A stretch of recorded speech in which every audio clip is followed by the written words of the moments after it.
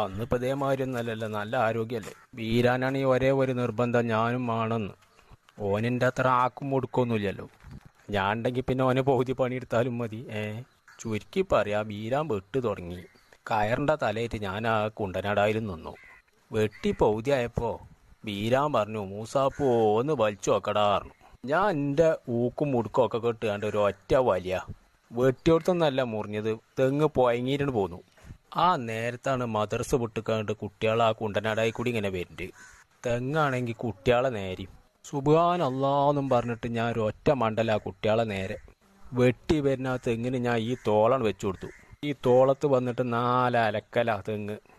ഇവിടെ അമർന്ന് കടന്നതിന് ശേഷം ഞാൻ കുട്ടികളോട് പറഞ്ഞു, നിങ്ങൾ അടി കൂടി പെയ്ക്കോളിയായിരുന്നു. ഇതിന് ശേഷം ഞാനൊരു ഒറ്റ ഇടല തെങ്ങ്. അതൊക്കെ ഒരു കാലം.